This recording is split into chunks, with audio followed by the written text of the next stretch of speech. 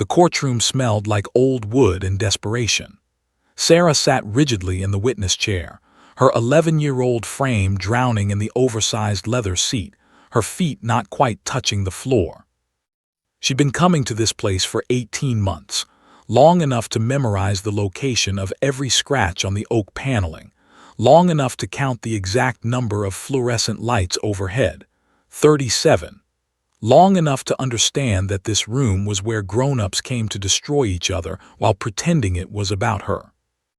Judge Mitchell entered through the chamber door, his black robe sweeping behind him like the wings of some dark bird. He was a man in his 60s, with silver hair and the detached expression of someone who'd heard too many lies to believe in anything anymore. Sarah had appeared before him 3 times already this year. Each time, she'd hoped it would be the last. Each time, her hope had been systematically dismantled by lawyers, documents, and the endless cycle of accusations that characterized her parents' custody battle. The courtroom was packed. Sarah's mother sat on the left side, her lawyer beside her, a sharp-eyed woman named who'd made a career out of winning custody disputes. On the right sat Sarah's father with his attorney, a tired-looking man named Robert who always seemed surprised by how vicious family law could be. Between them, separated by the center aisle, was Sarah. The geography of her parents' hatred had become her permanent geography. "Let the record show that Sarah is present," Judge Mitchell announced, his voice carrying the weight of legal procedure. Sarah nodded, then realized she should speak. "Yes, sir," she whispered, barely audible. "Speak up," the judge said, not unkindly, but with the same tone one might use with a misbehaving dog. "The court needs to hear you." "Yes, sir," Sarah repeated, louder this time, her voice cracking slightly. This was the final hearing. Both lawyers had assured her parents that today would determine custody arrangements going forward. Her mother wanted primary custody, claiming Sarah's father's work schedule made him an absent parent. Her father countered that Sarah's mother had made a pattern of using visitation as a weapon, canceling time with him on whims, poisoning Sarah's mind against him. Meanwhile, Sarah existed in the wreckage of their war, collecting injuries she couldn't articulate and confusion she couldn't resolve. The past 18 months had been a slow drowning. After her parents' separation, Sarah had cried for weeks, great, heaving sobs that lasted until her throat was raw and her eyes were swollen shut. Then, gradually, the tears had stopped coming, not because the pain had lessened, but because she'd learned that crying changed nothing. Her mother would still yell about her father's infidelity. Her father would still make promises he couldn't keep. Sarah's emotions were irrelevant to their legal battle. She'd stopped sleeping properly around month 4. The anxiety of switching homes every 5 days had fragmented her sense of security. She never knew which house she'd wake up in, which set of rules would apply, which version of her parents she'd encounter, the angry versions or the putting on a show versions. Her mother's therapist had noted severe sleep disturbance in clinical language. What that actually meant was Sarah lying awake at 2 a.m., staring at unfamiliar ceilings, her stomach twisted in knots, wondering if her father loved her, or if he only pretended to during his custody weeks. School had become a theater of performance. Sarah's teachers reported that she'd gone from being a bright, talkative 4th grader to a quiet, withdrawn 5th grader who rarely participated in class. Her grades had slipped from A's to B's and C's, not because she'd lost her intelligence, but because concentrating on math problems or history lessons felt impossible when her internal world was collapsing. How could she care about the Revolutionary War when she was living through a revolution of her own? Her own personal fracturing. By month 12, Sarah had developed what her therapist called selective mutism. She spoke when necessary at school, spoke minimally at home, and had begun communicating with her friends primarily through text messages. The diagnosis sounded clinical and official, but what it really meant was that Sarah had discovered that silence was safer than words. Words had power to hurt. Silence was protective. Silence was her armor. Her mother's house was the larger one, a beautiful Victorian in the suburbs where everything had to be perfect. Her mother had last year to a man named, a corporate executive who seemed baffled by the concept of a child living in his home. He treated Sarah with distant politeness, the way one might treat a who was overstaying their welcome. Her mother had thrown herself into maintaining appearances, a perfect house, perfect career, perfect family narrative, all of which required Sarah to be quiet, compliant, and invisible. Her father's apartment was smaller, messier, but felt somehow warmer. He worked long hours as a construction supervisor, which meant Sarah often spent evenings alone, doing homework at the dining table, waiting for him to come home exhausted and apologetic. He tried hard, bringing her favorite snacks, asking about her day, creating rituals like pizza and movie nights. But 18 months of legal warfare had worn him down too. He'd stopped smiling as much. His eyes had taken on a haunted quality. She could feel his desperation to win her, to prove he was the better parent, to validate his decision to fight so hard for her. The courtroom documents were thick with accusations. Had submitted a report from a child psychologist documenting Sarah's depression, her social withdrawal, her academic decline. The conclusion was that Sarah's instability resulted from her father's work schedule and his inconsistent parenting style. Robert had countered with his own psychologist's report arguing that Sarah's emotional distress stemmed from her mother's rigid control and cold presence. Both documents were technically accurate. Both completely missed the point. The real truth was simpler and more devastating. Sarah was drowning, and both her parents were too focused on winning to notice. Judge Mitchell reviewed his file, the fluorescent lights reflecting off his reading glasses. He'd presided over dozens of custody cases. He'd learned to read between the lines of legal documents, to sense when parents were genuinely fighting for their children versus when they were fighting for control, ego, or revenge. This case felt typical angry parents, conflicted child, professional opinions, all pointing toward the same conclusion. One parent was clearly better than the other. What Judge Mitchell couldn't see from his bench was the truth Sarah carried in her silence. He couldn't see that she'd stopped laughing months ago. He couldn't see that she flinched when people raised their voices. He couldn't see that she'd begun having panic attacks on Sunday evenings, dreading the transition between houses. He couldn't see that she'd started keeping a notebook hidden under her mattress, writing down statistics about divorce and custody battles, as if understanding the legal framework might help her control her own fate. Sarah sat in the witness chair, her hands folded in her lap, and waited for the machinery of justice to continue grinding forward. She'd learned not to expect anyone to actually see her, not her parents, too consumed by their own pain, not her therapist, who saw her for 50 minutes a week and filled out clinical reports, not her teachers, who noted her behavioral changes but had no power to intervene, not the lawyers, who used her as evidence in their arguments, not even the judge, who looked at her occasionally with the vague sympathy one extends to a problem that requires solving. The court was about to begin proceedings that would supposedly determine what was best for her, but Sarah already knew the truth nobody was willing to acknowledge. What she needed couldn't be found in custody arrangements or legal custody. What she needed was to stop being a prize in a war. What she needed was to matter enough that someone would actually see her. She didn't know it yet, but that's exactly what was about to happen, just not in any way anyone expected. Judge Mitchell had been speaking for approximately 7 minutes, though to Sarah it felt like 7 hours. His voice droned on about best interests of the minor, custody arrangements, and parental fitness evaluations. Sarah's mother's lawyer stood and began her opening statement, her tone sharp as a blade. "Your Honor, the evidence will demonstrate that Sarah's father has prioritized his career over his daughter's emotional needs. The psychological evaluation clearly indicates that Sarah is suffering from severe depression and anxiety, conditions that developed subsequent to her father's initial relocation for employment purposes. My client has maintained consistency, stability, and appropriate emotional support throughout this turbulent period."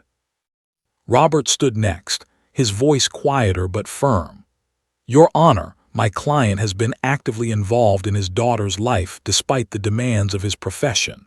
The depression and anxiety noted in the evaluation are direct results of the custody conflict itself, not of any deficiency in Mr.'s parenting. In fact, the evidence will show that Sarah thrives during her time with her father and experiences increased anxiety during extended periods with her mother, particularly since her mother's remarriage to Mr. Back and forth they went, dueling narratives, competing truths. Sarah sat perfectly still, her eyes fixed on a water stain on the ceiling tile. She'd learned that if she didn't look at either parent, she could almost pretend this wasn't happening. Almost. The morning proceeded with witness testimony. Sarah's school counselor was called first, a kind-looking woman named Mrs. Henderson who'd known Sarah since third grade. That Sarah's academic performance had declined, that she seemed withdrawn, that she'd stopped participating in after-school activities. Yes, these behavioral changes correlated with the custody situation. Yes, it appeared to be affecting her emotionally. Pressed harder. Would you say, Mrs. Henderson, that a child experiencing such distress would benefit most from a primary residence with one parent, providing consistency and stability? Children do benefit from stability, Mrs. Henderson said carefully. Though I would also note that Sarah appears to experience anxiety around transitions, which might suggest that frequent changes between households are contributing to her distress. That sounded like support for her mother's case. Sarah watched her father's shoulders slump slightly. She felt the familiar guilt rising in her chest, guilt that her existence was causing this pain, guilt that her emotional problems were being weaponized, guilt that she couldn't simply choose one parent and make everyone happy. Then came the psychologist's testimony. Doctor, the expert hired by, presented his findings with the gravitas of a man delivering medical truth. Sarah had spent 3 sessions with him, answering questions about her sleep patterns, her moods, her relationships. He'd given her tests to complete, standardized instruments measuring depression, anxiety, behavioral problems. His conclusions were presented in clinical language that somehow made Sarah's pain feel real and official and completely hopeless. The patient presents with symptoms consistent with major depressive disorder, likely exacerbated by environmental stressors. The elevated anxiety scores indicate significant distress. There is evidence of social withdrawal, academic decline, and emotional dysregulation.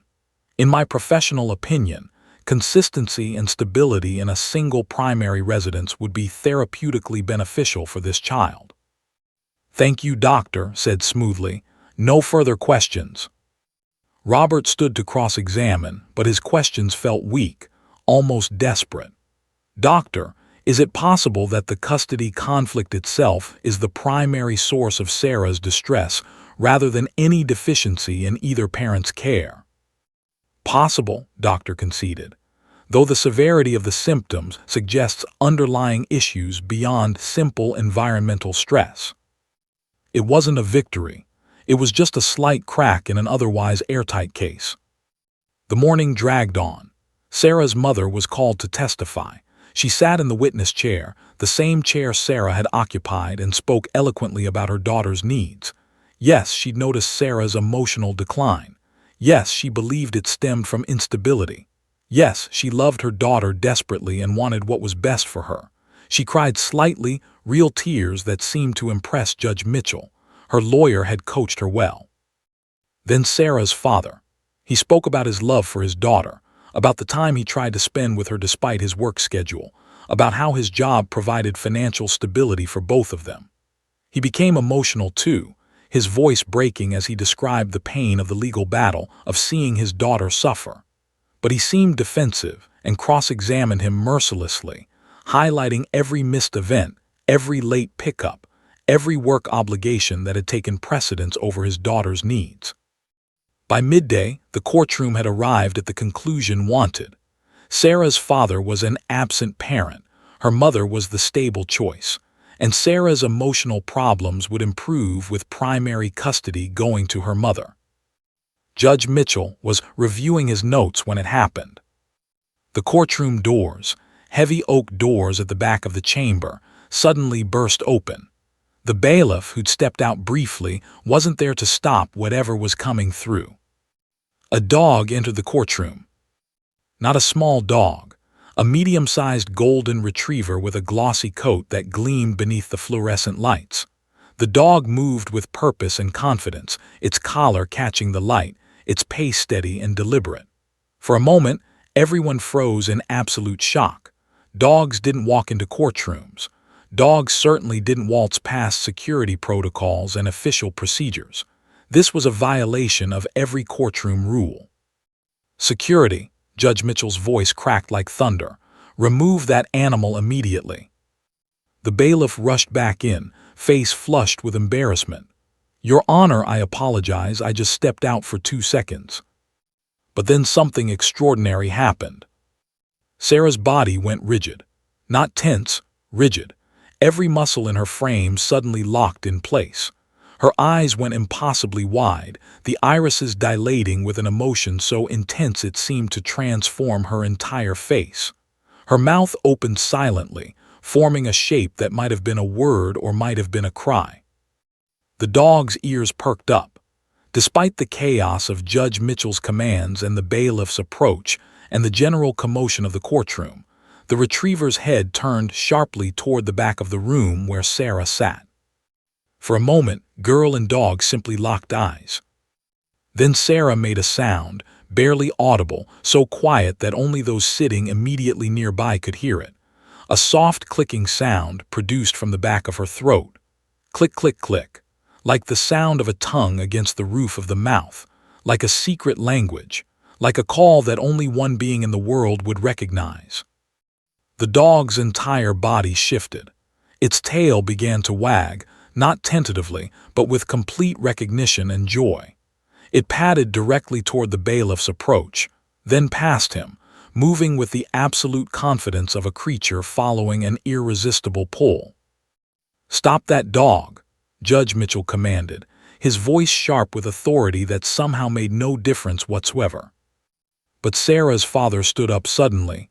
"That's not possible," he whispered. "How did Beacon get here?" The retriever, Beacon, ignored everyone else in the courtroom. It had tunnel vision. It had purpose. It had found what it was searching for. Sarah rose from her chair, her entire frame trembling. 18 months of silence, of pain, of careful emotional containment seemed to be cracking. The dog reached her and she sank to her knees, her arms wrapping around the animal's neck. For the first time in months, Sarah's face transformed. Her mouth moved. Words came out, not the careful, minimal responses she'd been trained to give, but genuine sounds of emotional recognition. "Beacon," she whispered into the dog's golden coat. "You're here, you found me." The courtroom erupted into confused murmurs. Judge Mitchell pounded his gavel repeatedly. Stood, her expression shifting from shock to something that looked like calculation. Sarah's mother looked utterly bewildered. But Sarah didn't notice any of it. She was kneeling on the courtroom floor, her arms wrapped around a dog that seemed to understand her better than any human being in that room. And for the first time since her parents' separation, Sarah didn't look broken. She looked like she'd just been found. The courtroom was in chaos. Judge Mitchell was pounding his gavel repeatedly, each strike of wood against wood punctuating his commands to restore order. "Bailiff, remove the animal, clear the court." His voice boomed through the chamber, but it seemed to bounce off the walls without landing anywhere significant. The dog Beacon had essentially created a force field of irrelevance around Sarah and himself. Sarah remained on her knees, her small frame folded into the retriever's body.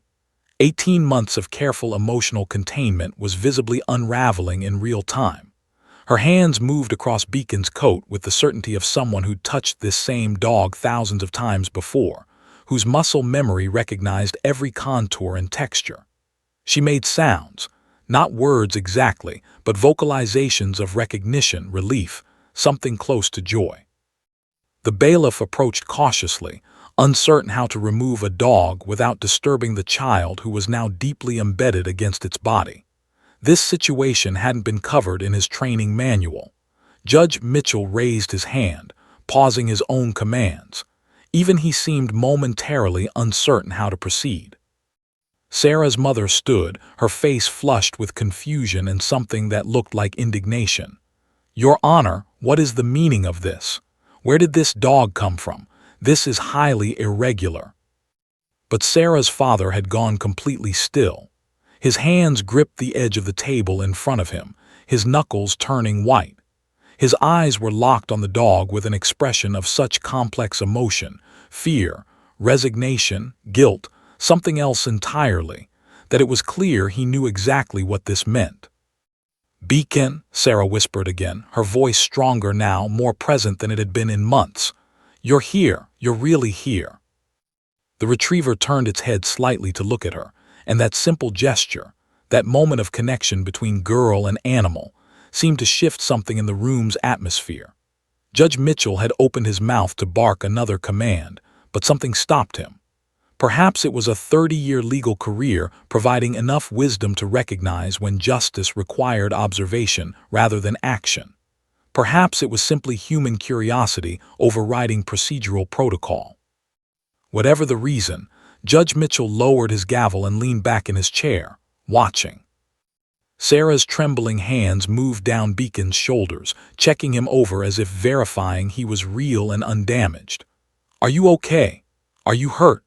Her words tumbled out quickly, rapid fire, a complete departure from the monosyllabic responses she'd been giving all morning. This wasn't the silent, withdrawn child the court had been evaluating. This was someone entirely different. Then Sarah did something that made several people in the courtroom draw sharp breaths. Her right hand moved to her cardigan pocket. The movement was smooth, automatic, practiced. She reached in and something small, a beige-colored object that caught the courtroom light. A dog treat. Not just any dog treat, but a professional-grade training treat, the kind used in serious animal training programs. Her trembling fingers held it with the reverence one might reserve for something precious and irreplaceable. "Come on, buddy," Sarah whispered to the dog. "Let me see you do it right." Beacon's entire body language shifted. The dog, who'd been contentedly pressed against Sarah, suddenly sat in perfect posture. His ears came forward, his attention locked entirely on the small treat in Sarah's hand. But he didn't lunge. He didn't snap. He waited. He watched. He was absolutely, completely obedient to a girl who was 11 years old and had been classified that very morning as severely depressed and emotionally. Sarah held the treat just above the dog's nose, her hand steady despite the fact that her entire frame had been shaking moments earlier. "Wait," she commanded softly. "Wait, wait." The dog remained still, his brown eyes tracking the treat with laser focus. "Okay, gentle." Beacon's mouth opened carefully, not snatching but receiving. The treat disappeared between his jaws with the gentleness of a creature handling something delicate. Sarah whispered encouragement the entire time. "Good boy, yes, good, you're so good, I missed you so much." Had moved to stand beside Judge Mitchell, her expression a mixture of professional calculation and genuine confusion. Whatever was happening, it wasn't part of the prepared testimony or the expected narrative. The lawyer's hand moved to her phone, as if she might need to document this unexpected development. But Sarah wasn't aware of her audience anymore. She reached into her pocket again, the same practiced motion, and produced another treat. This time she held it at a different angle, requiring the dog to perform a slight head tilt to accept it. Again, Beacon perfectly. Again, Sarah praised him with genuine warmth and affection. "Yes, perfect. You remember all of it." Robert, Sarah's father, had tears streaming down his face. His hands remained white-knuckled against the table, but his expression had shifted from fear to something that looked like heartbreak mixed with resignation. Sarah continued with her dog for perhaps 3 more minutes, an eternity in courtroom time. She ran through what were clearly practiced commands and tricks, nothing complex, but each one executed with the precision of an animal that had been trained by someone who understood not just dog behavior, but the specific psychology of reward and reinforcement. She put her hand on the dog's head and said, "Down." Beacon lay flat. She made a gesture and said, "Place." The dog moved to a specific spot and settled. She clicked her tongue and said, "Look at me," and Beacon's eyes never wavered from hers. Throughout all of this, Sarah's body language was completely transformed. Her shoulders, which had been hunched and defensive all morning, had straightened. Her breathing, which had been shallow and rapid, had deepened into normal rhythms. Her voice, which had been small and reluctant, had become warm and present. The girl sitting on the courtroom floor with her dog was not the same girl who'd been sitting in the witness chair 30 minutes earlier. Judge Mitchell was no longer looking at his legal documents.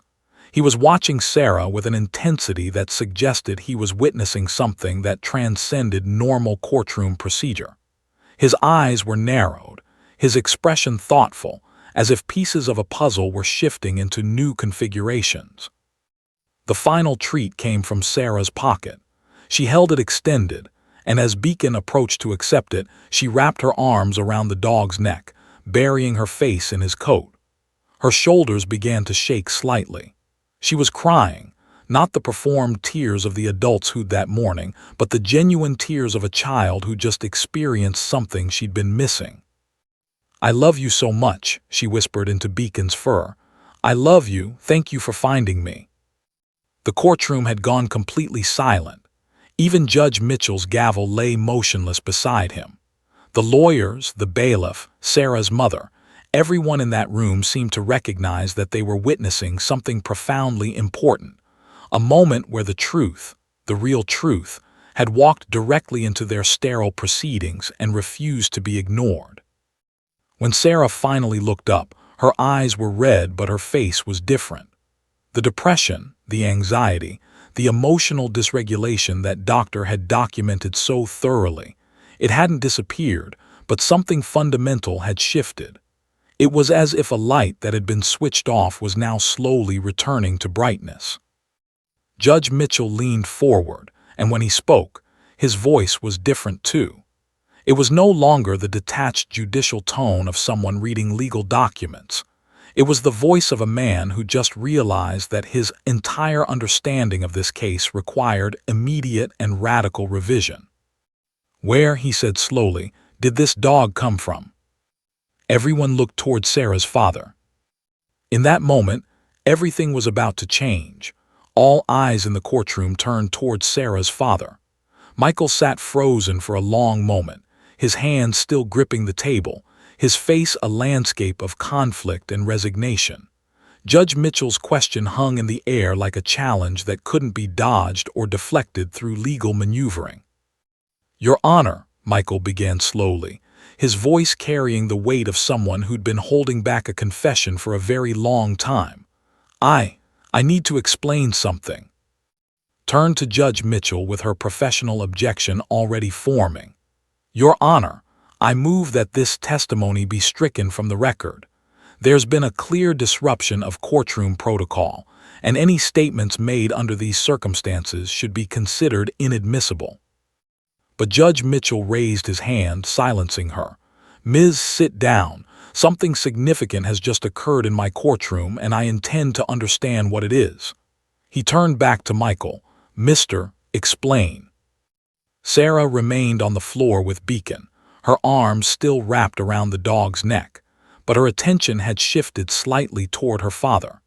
She was watching him with an intensity that suggested she knew this moment was crucial, that whatever was about to be revealed had been hidden for a reason.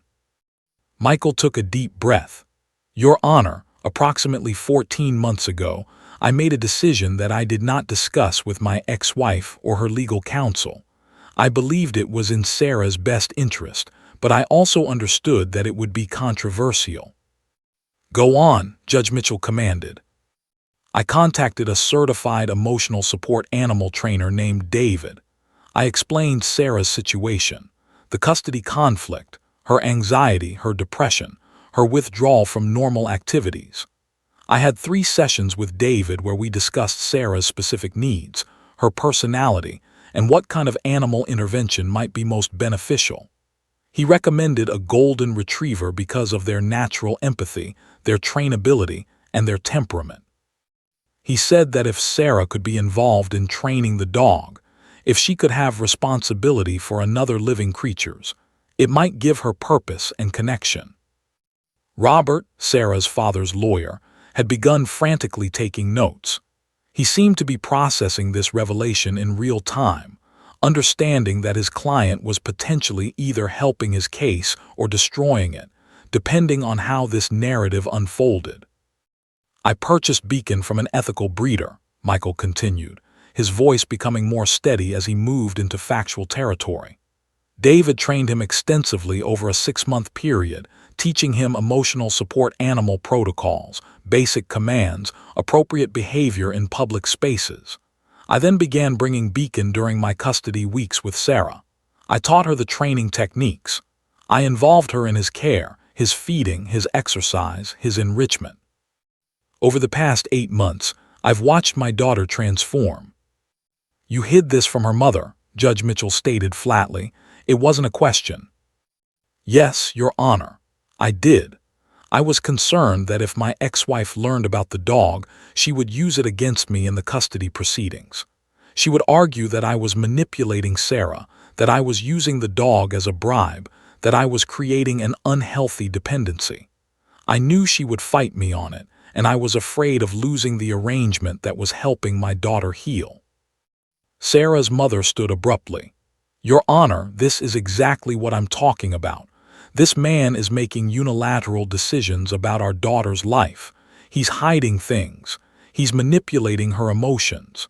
This is precisely the kind of instability that— Sit down, Mrs. Judge Mitchell interrupted, his voice sharp enough to cut glass. He turned back to Michael. What evidence do you have that this arrangement has been beneficial to your daughter? Just what you've seen this morning, Your Honor. For the past 8 months, Sarah's grades have improved significantly. She's gone from C's and B's to solid A's and B's in most subjects.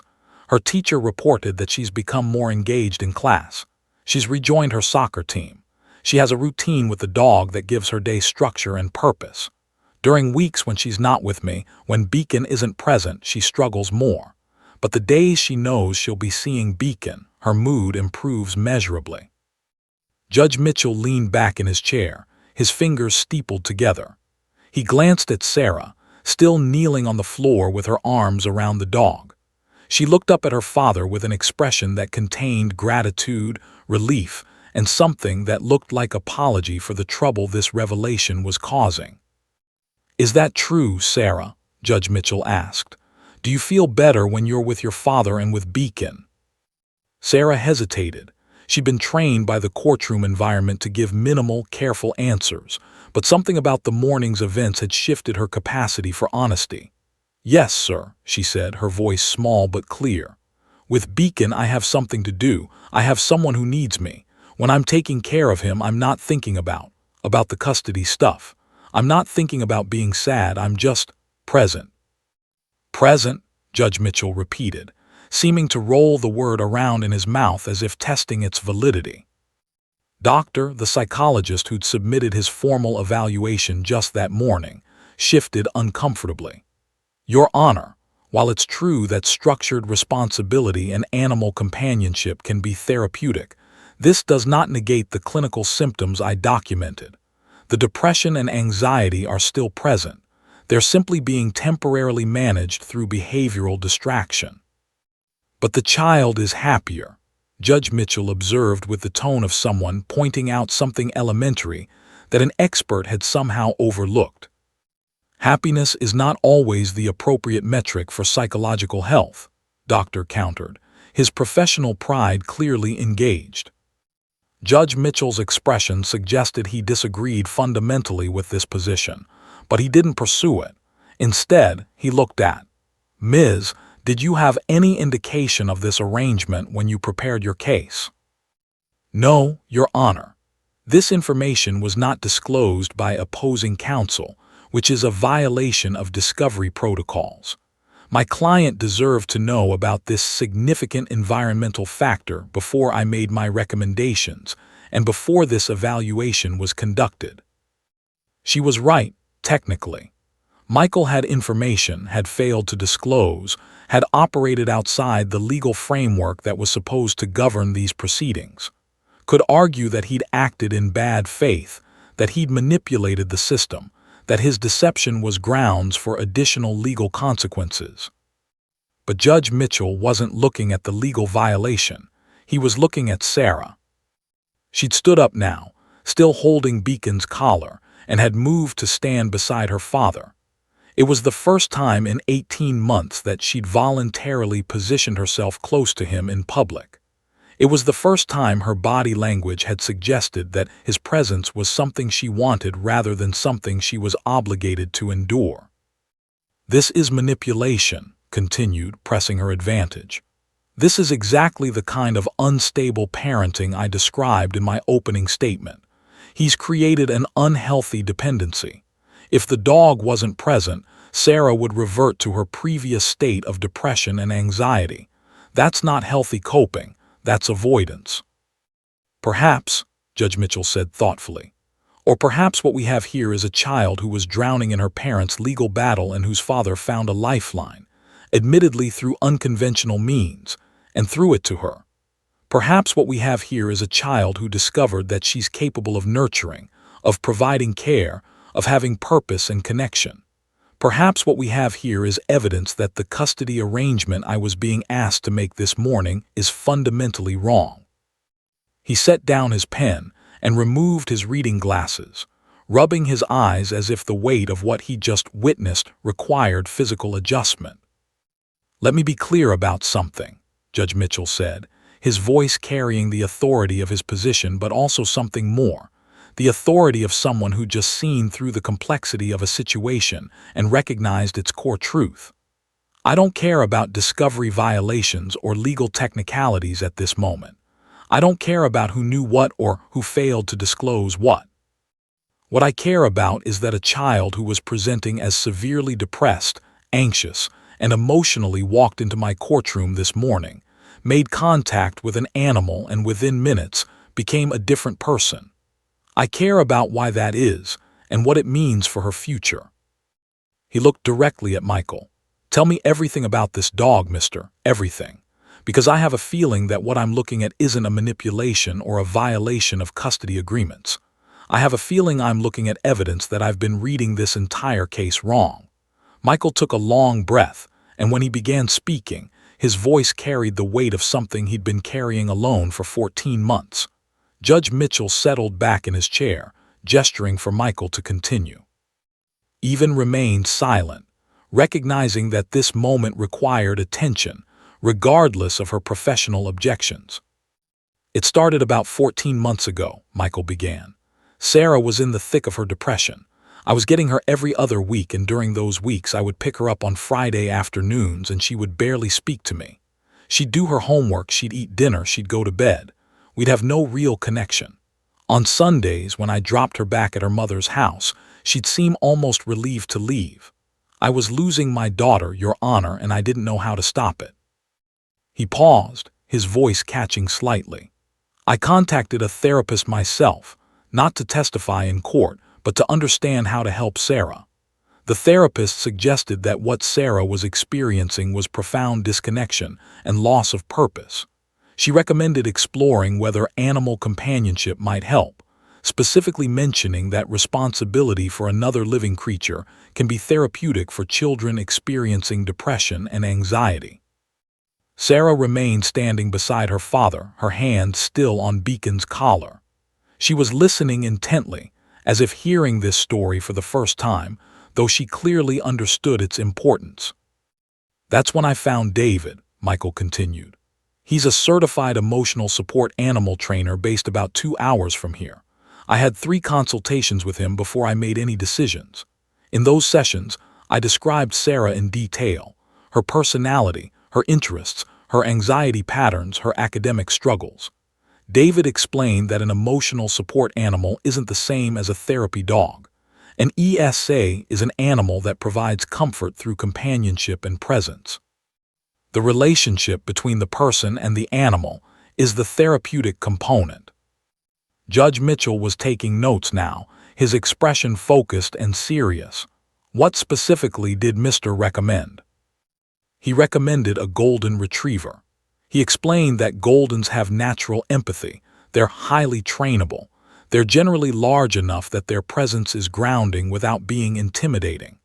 He emphasized that Sarah would need to be involved in the training process, that the act of training the dog, of teaching it, of having it respond to her commands, would give her a sense of agency and control that she'd lost in the custody situation. Michael gestured toward Beacon. This dog was purchased from an ethical breeder. David spent 6 months training him in basic obedience, emotional support protocols, and public behavior. During that time, I attended training sessions with David, learning the techniques, understanding the dog's personality, preparing to introduce him to Sarah. And when did you introduce the dog to your daughter? Judge Mitchell asked. About 8 months ago.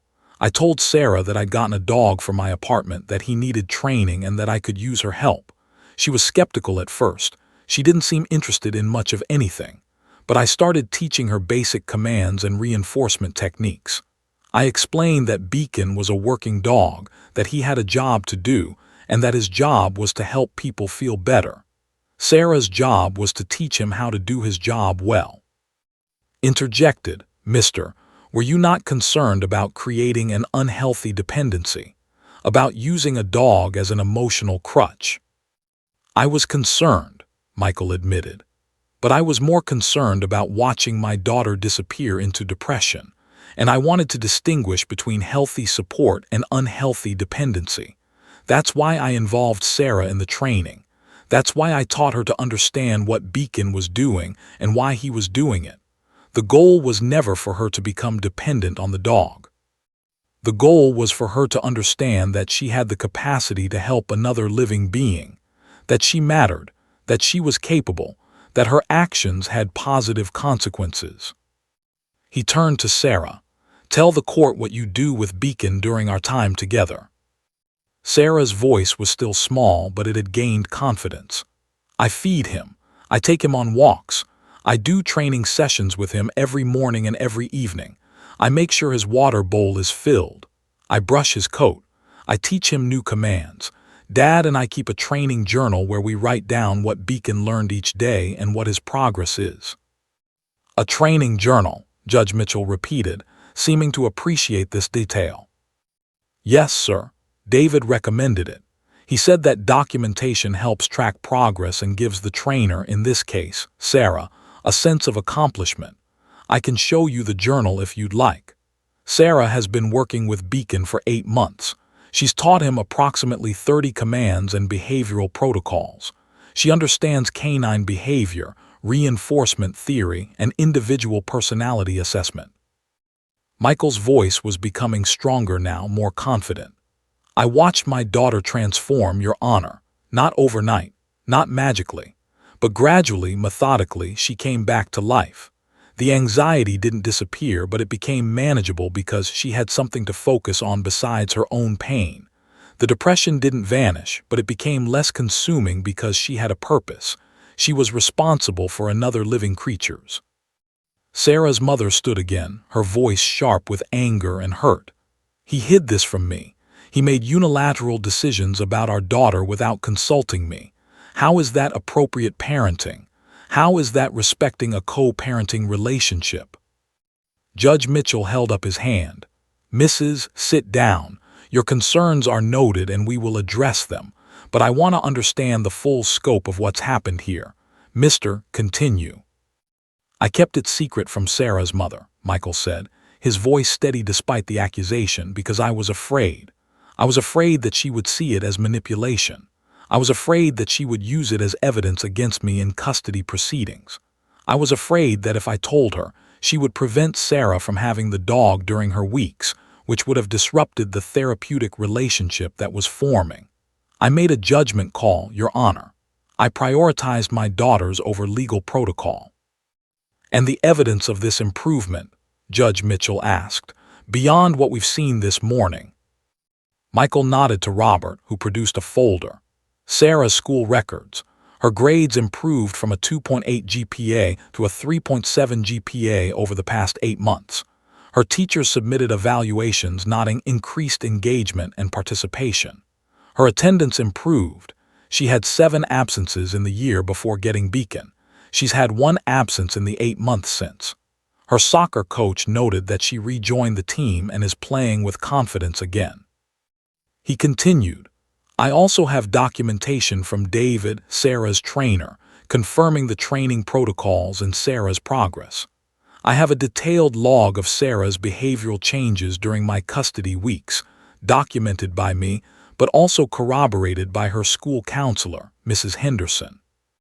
I have psychiatric evaluation notes from another psychologist who assessed Sarah, specifically in relation to the emotional support animal, rather than making a blanket determination of depression without understanding the environmental context." Judge Mitchell reviewed the documents carefully, his expression shifting as he processed the evidence. "And you never informed opposing counsel of any of this?" "No, Your Honor, I did not. I made a strategic decision to keep it confidential, and in doing so, I violated discovery protocols. I understand that. But I also stand by my decision because I prioritized my daughters.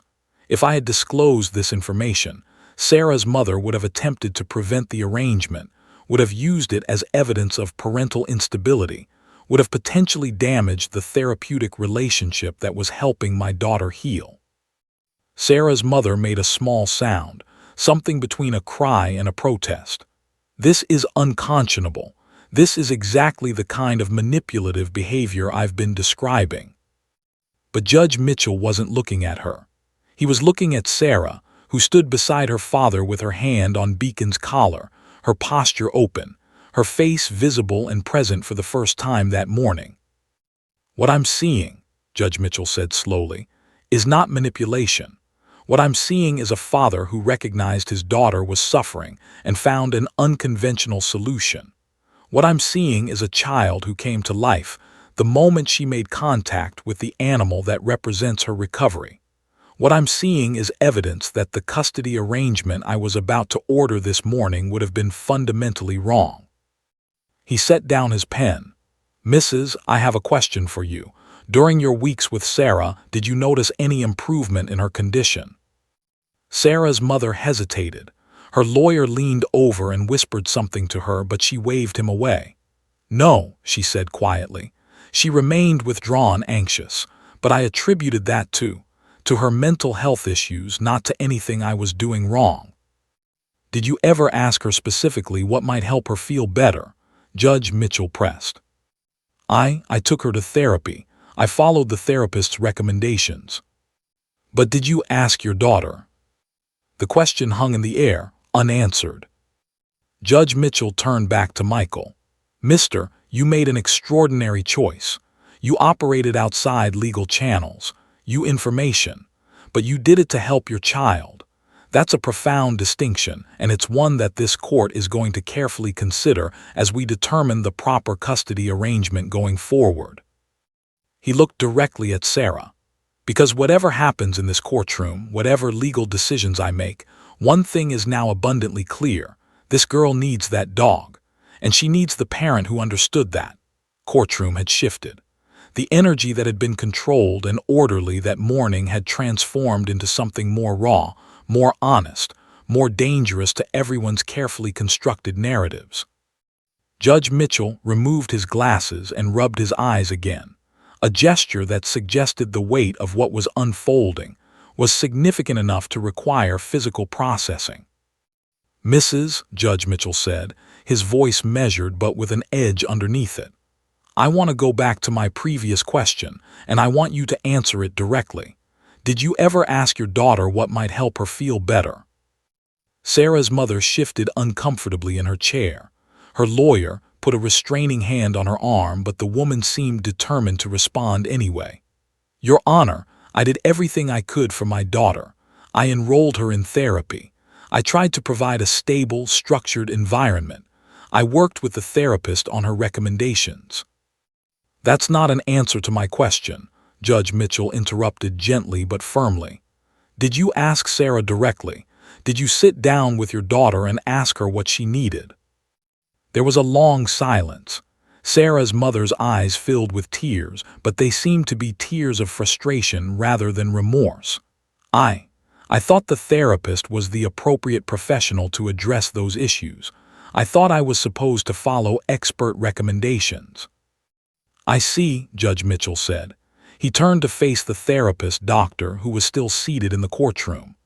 Doctor, in your 3 sessions with Sarah, did you ever inquire about her interests, her hobbies, things that might bring her joy or purpose? Doctor shifted in his seat, clearly uncomfortable with being placed on the defensive. The assessment was designed to evaluate clinical symptoms according to standardized psychological instruments. Sarah presented with depression, anxiety, and behavioral withdrawal consistent with environmental stressors. The recommendation was for primary custody stability and possibly pharmaceutical intervention. So you did not ask her about things that make her happy, Judge Mitchell clarified. Clinical assessment is not the same as casual conversation, Doctor replied stiffly. The goal is to gather objective data, not subjective preferences. Judge Mitchell nodded slowly, as if something had become clear to him. He looked back at Sarah's mother.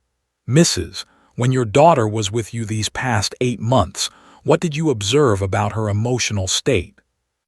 She was quiet. She seemed withdrawn. She spent a lot of time in her room. She didn't want to participate in activities I suggested. What activities did you suggest?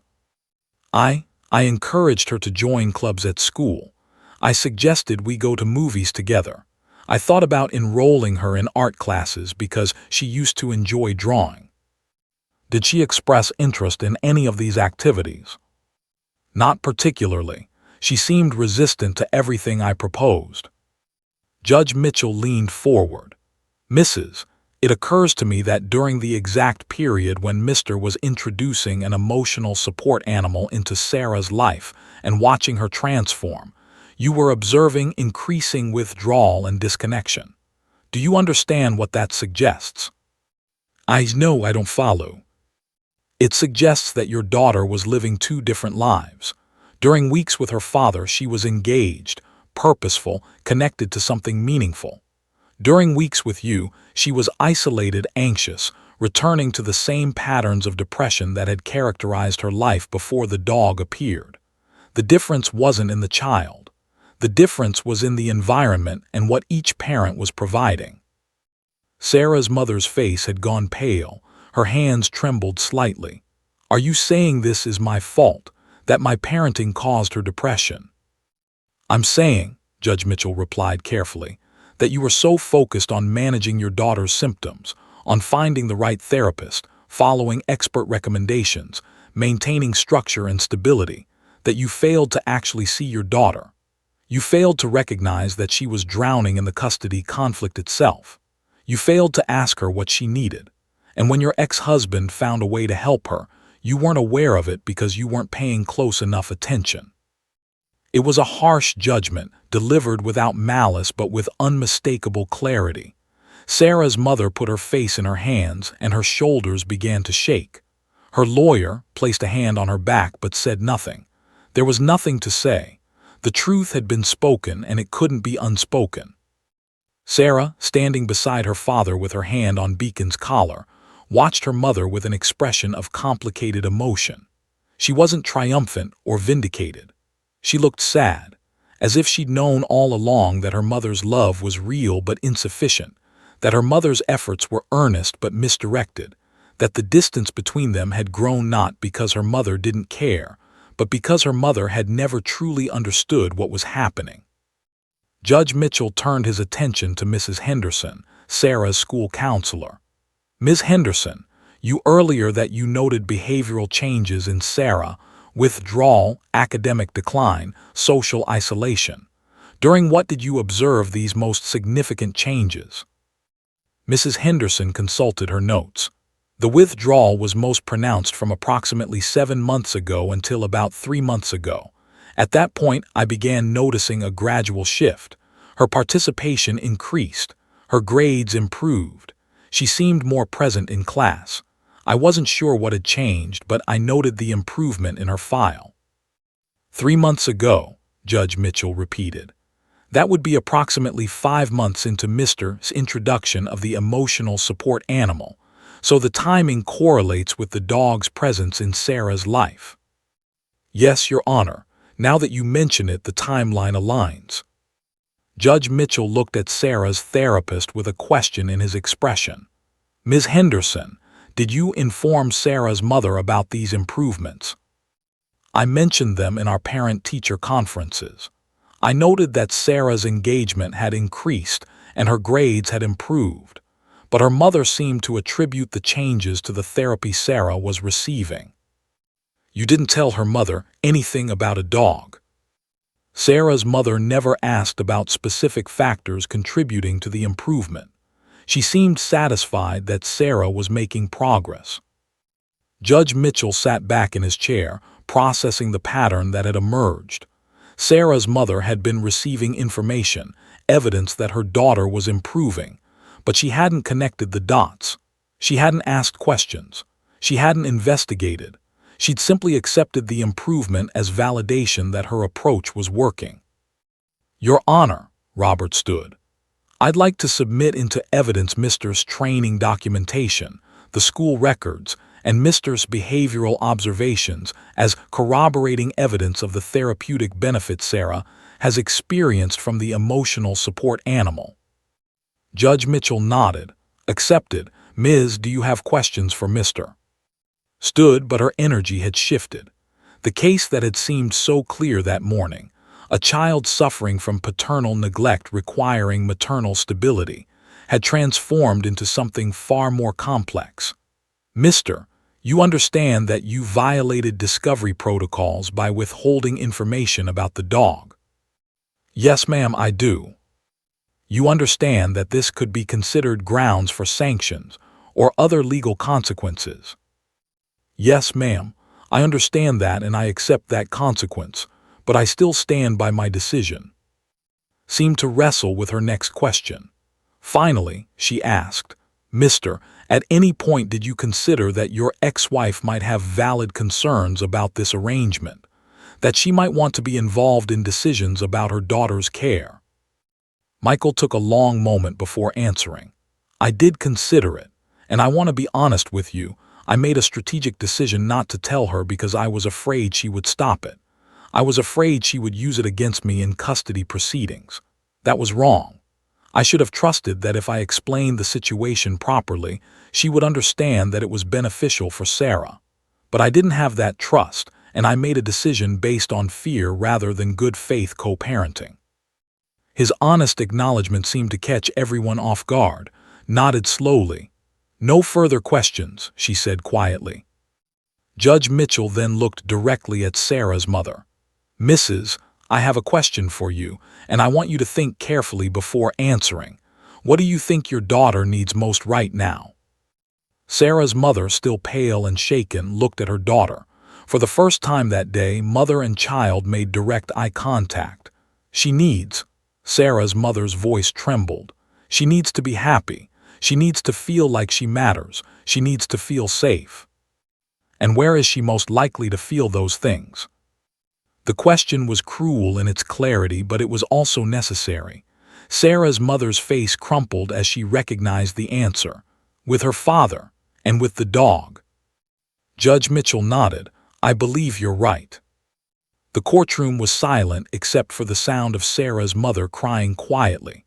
Sarah remained standing beside her father, and gradually, Michael reached over and put his arm around his daughter. Sarah leaned into him, a gesture of connection that had been absent from their relationship for 18 months. Beacon, sensing the emotional shift, pressed against Sarah's legs, his presence grounding and steady. Judge Mitchell looked at the clock on the courtroom wall. It was just past 11 a.m. The case that had been scheduled for a full day of testimony and arguments appeared to be reaching its conclusion in a way that no one had anticipated when the court had begun that morning. "I believe I have enough information to make a ruling," Judge Mitchell announced.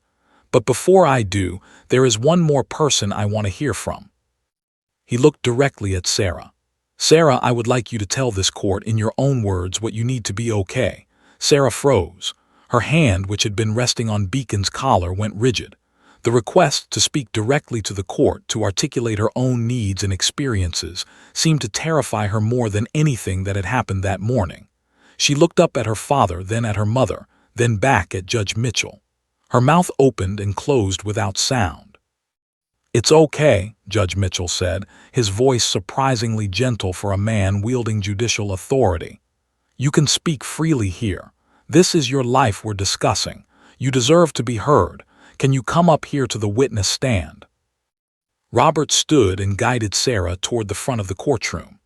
Beacon moved with her automatically, the dog's presence providing a buffer against the vulnerability of the moment.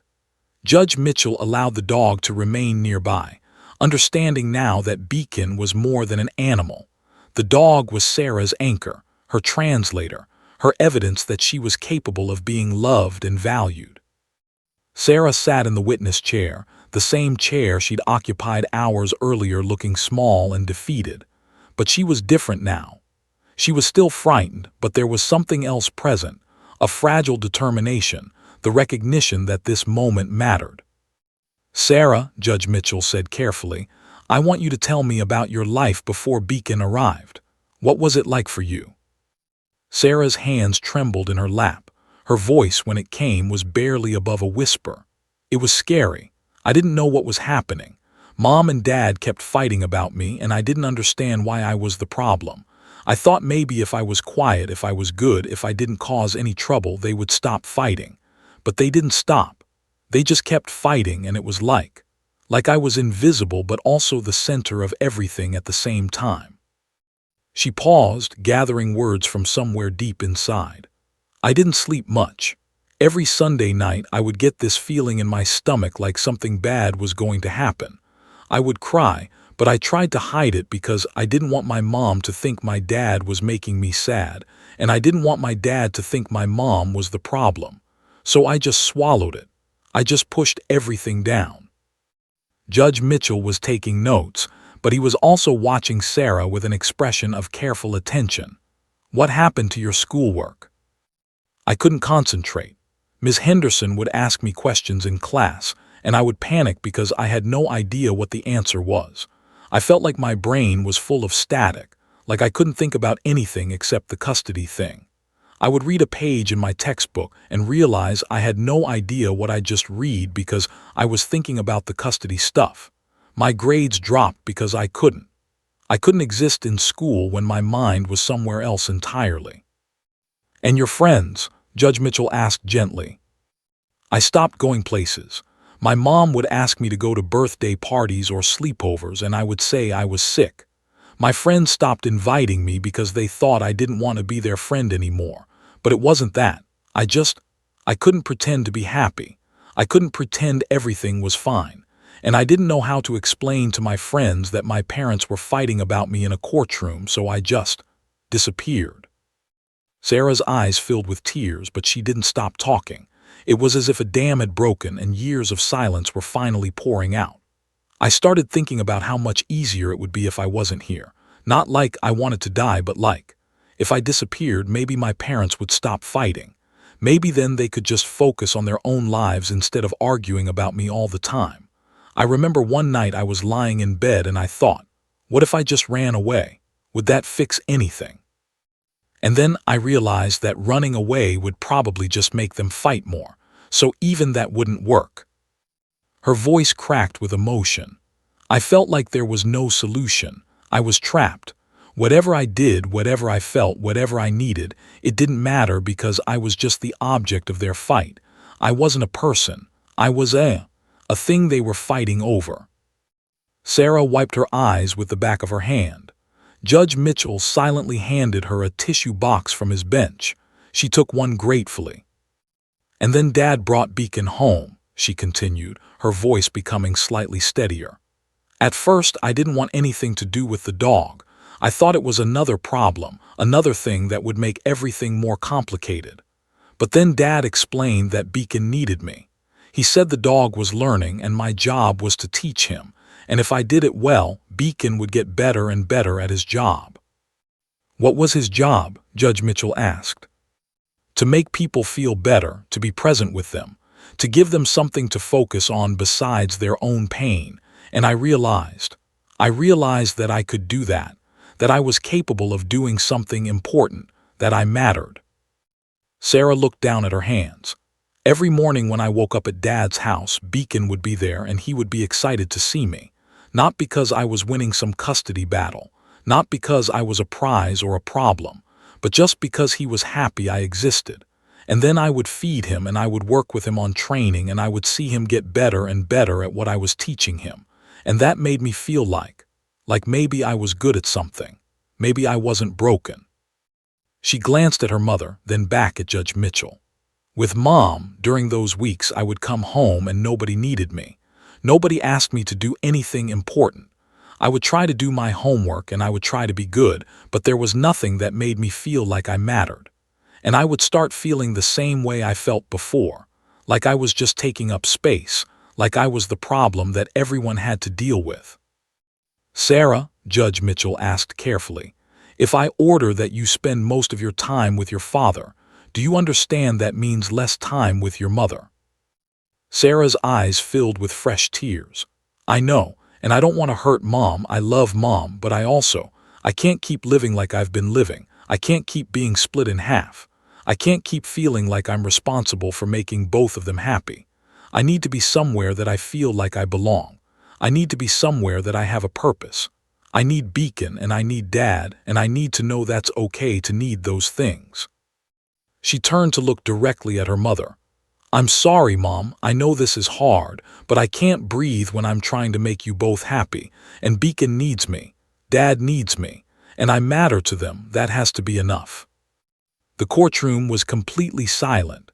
Sarah's mother was crying openly, her hands covering her face, had her arm around the woman, offering comfort despite the professional loss this statement represented. Judge Mitchell set down his pen and removed his glasses again. Thank you for your honesty, Sarah. That took courage. Your Honor, Robert stood. I have no further questions for my client's daughter. Rose, for a long moment she simply looked at Sarah, then at Judge Mitchell. Your Honor, I also have no further questions. It was a concession that signaled the case had fundamentally shifted. There was no legal argument that could stand against a child's clear testimony about her own needs and her own reality. Judge Mitchell looked at Sarah. You can step down now. You did very well. Sarah stood and walked back to her father. He embraced her immediately, and she sobbed against his chest. Not the controlled tears of the morning, but the genuine release of a child who'd finally been heard, finally been allowed to speak her truth, finally been seen. Beacon pressed against both of them, his presence completing the circle of connection that had been forming all morning. Judge Mitchell sat silently for a long moment, absorbing everything that had transpired. Then he spoke to the entire courtroom. We will reconvene in 15 minutes. I need time to consider what I've heard this morning, but I want to be clear about something. This case has been fundamentally clarified. The evidence before this court is now complete. He looked at Sarah, at her father, at the dog that had somehow become the most important witness in a custody dispute. Sometimes, he said quietly, the most profound truth is spoken not by lawyers or experts, but by a child who has finally been given permission to speak for herself.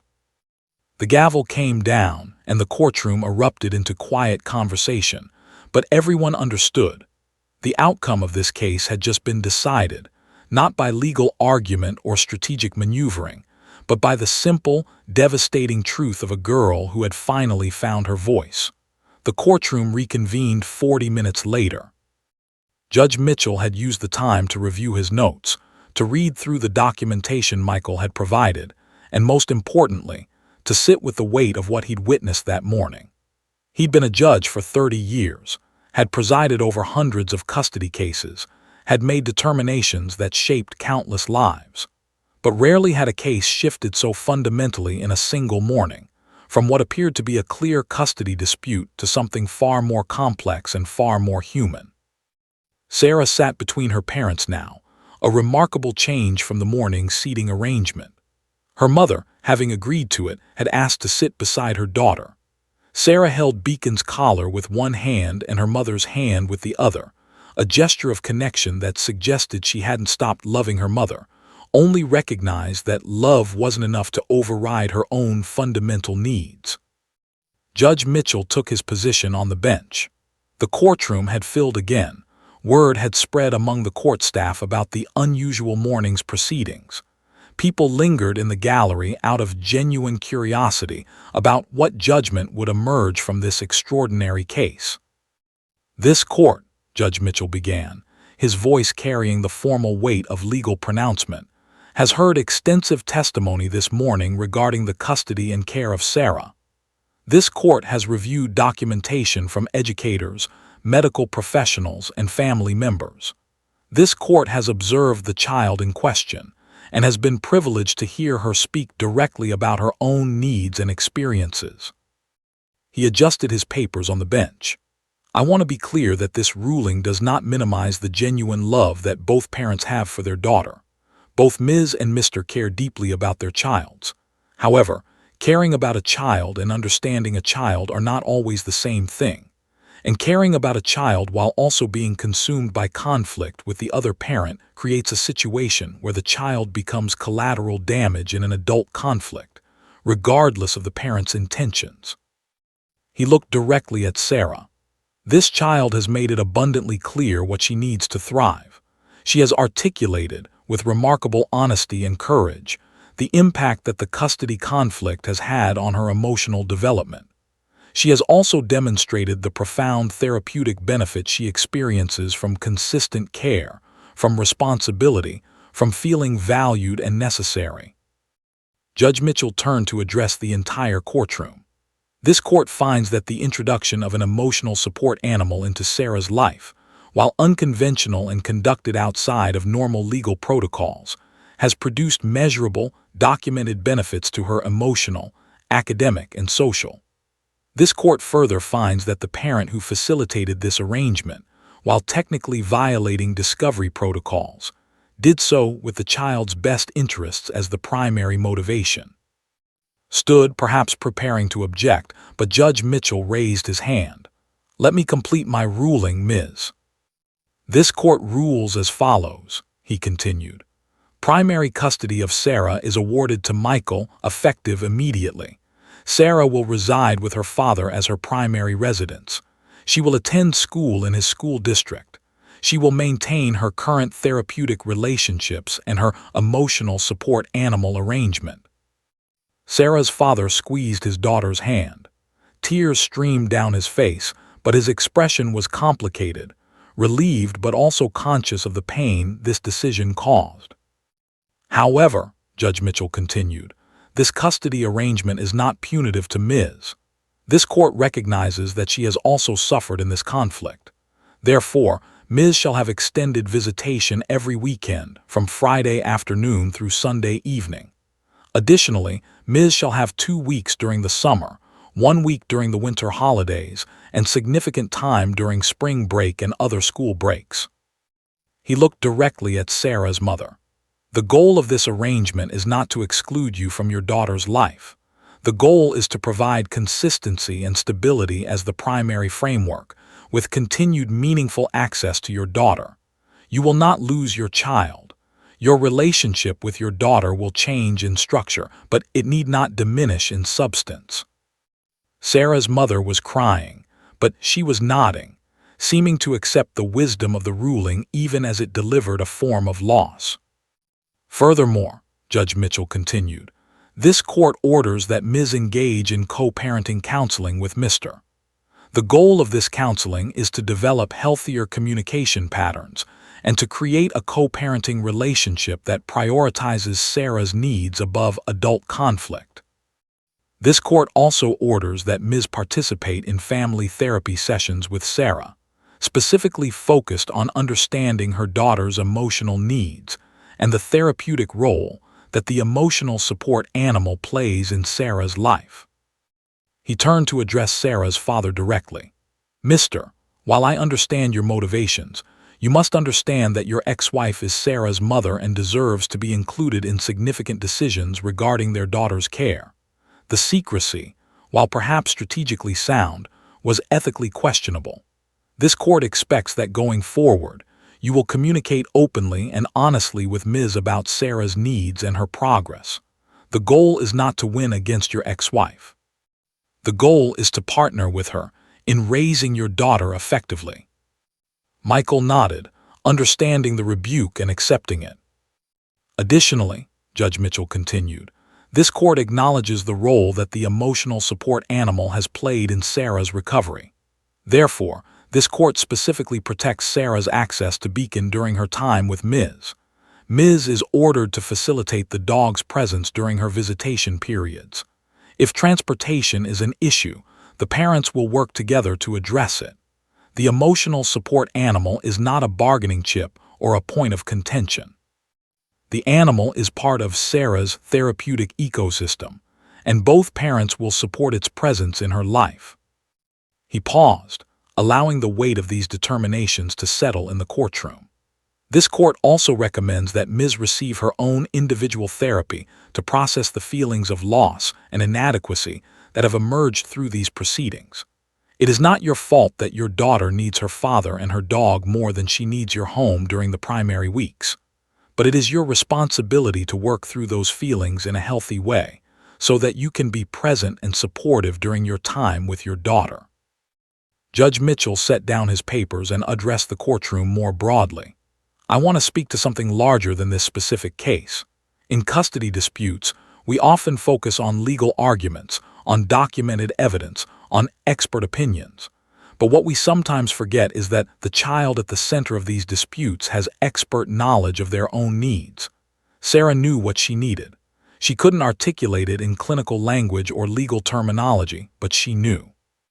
A small gesture, a girl offering a treat to a dog, revealed a truth that no psychologist's report could have captured. He looked at Sarah. You taught this court an important lesson today, Sarah. You taught us that sometimes the smallest acts, a gesture of care toward another living being, can reveal the largest truths about ourselves and what we need to survive. Judge Mitchell picked up his gavel. This ruling is final and effective immediately. Ms., you have the right to appeal, but I would encourage you instead to focus your energy on building a healthier relationship with your daughter. Mister, use this time wisely. Build on what you've started. And Sarah, continue doing what you're doing.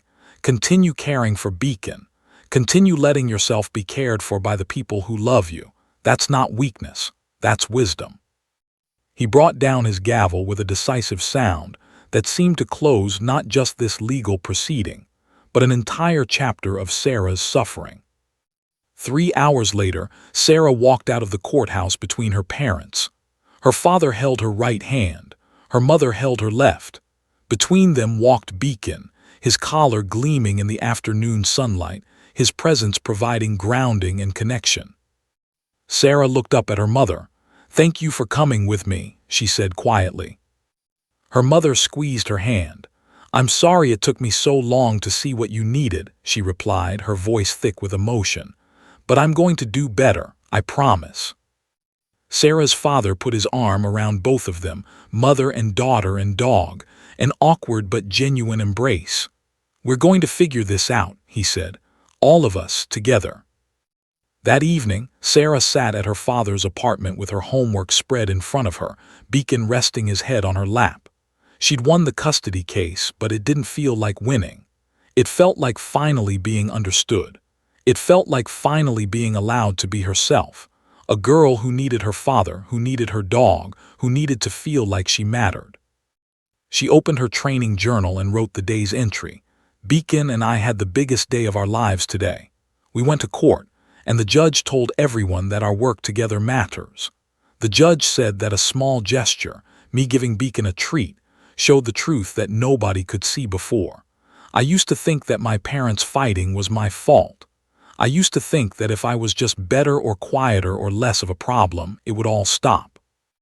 But today I learned that sometimes the best thing you can do is just be yourself and let people who love you help you.